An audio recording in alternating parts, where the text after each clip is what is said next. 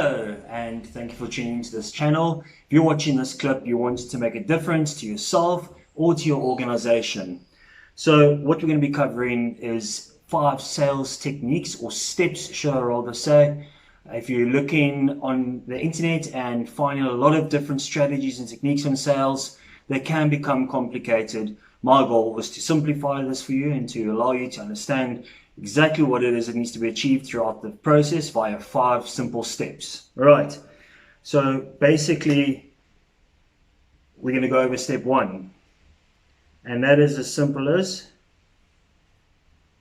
meet and greet. All right, so meeting and greeting sounds pretty straightforward, right? Meeting and greeting is one of the most important steps, as it is breaking the ice. Really, it's getting to know the person, it's getting to understand them on a different level. So meeting and greeting, introduce yourself by name and what it is that you do. You obviously give a nice handshake. When shaking the opposite person's hand, you don't give a firm handshake like you were taught when you were younger. You wait for them to apply the pressure and you mimic that pressure. That psychologically allows them to be more comfortable with you. It's also important to stand at a 45-degree angle and not front onto the person, but rather to the side. All right, that allows an open body language, not a straight on, front on sort of intimidating posture. It's important to keep eye contact with the individual.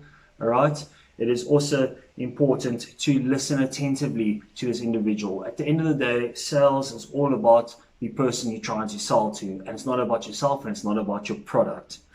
All right, so introducing yourself by name, what it is that you do, nice handshake, wait for them to apply the pressure, you mimic that pressure.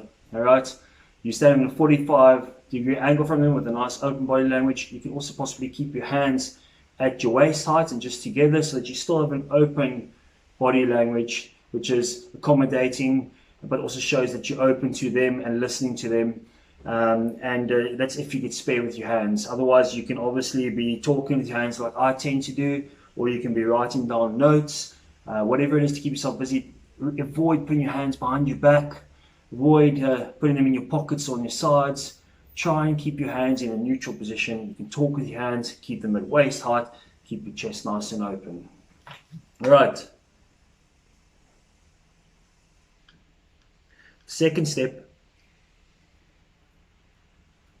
is probably one of the most important steps.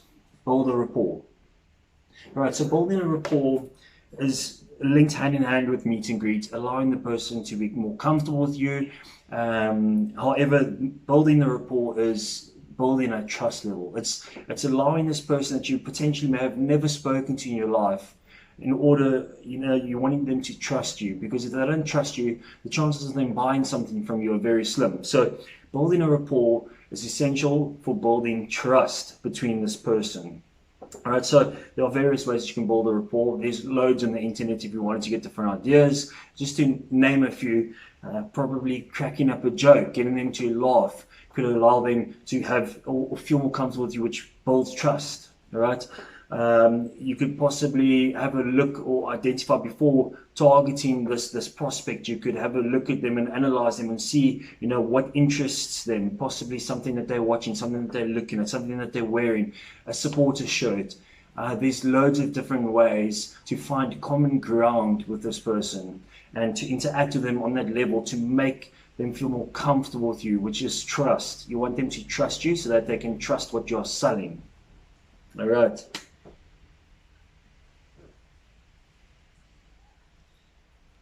The third step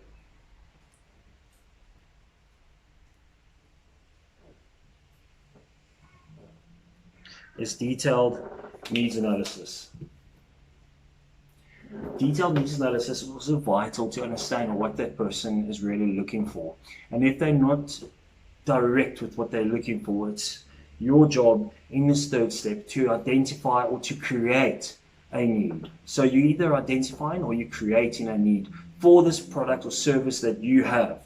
At the end of the day, selling something to somebody, whether it be a service or product, you should aim to better their life, better their organization, make life easier for them by selling them this service or product.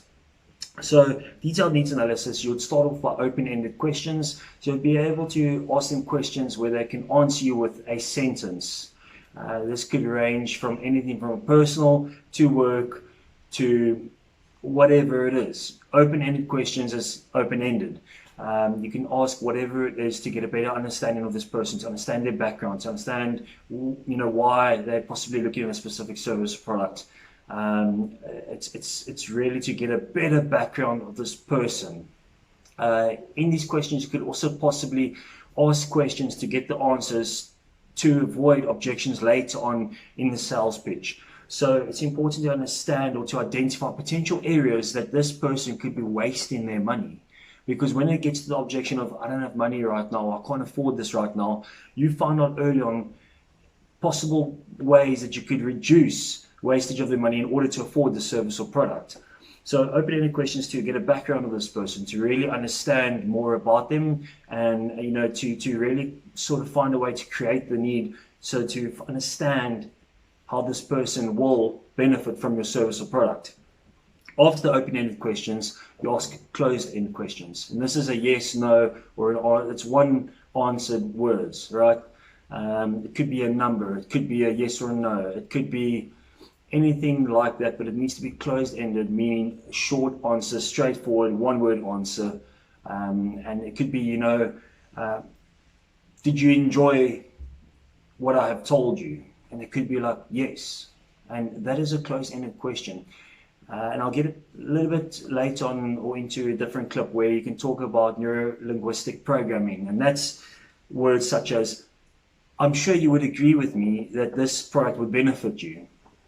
And then the person will be like, yes. There's so much more to neuro-linguistic programming that I think I'll do this in a separate clip. However, those are examples of closed-ended questions. In the fourth, this is the second last.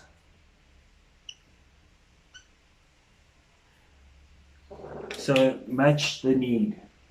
Matching the need to the product is vital, because now we've created the need and we've got a solution to this need. We've got a product or service that this person, this prospect will benefit from, because we've identified in step 3 the need, or we've created the need via the open-ended and closed-ended questions. We now have the product or the service that will benefit this individual. Matching this need to the product is what you want to get right in point number 4. All right, and that can be done in simply introducing the product or service. And once again, you need to be confident in what you're selling. You're not talking price, you're talking value. What can this product or service, in what value could it add to this person because of the need that has been identified? Right? Not once will you ever speak about price or discount or anything like that. You are literally matching the benefit, which would be the service or the product, to this need that the person has, and that's as simple as you keep it there.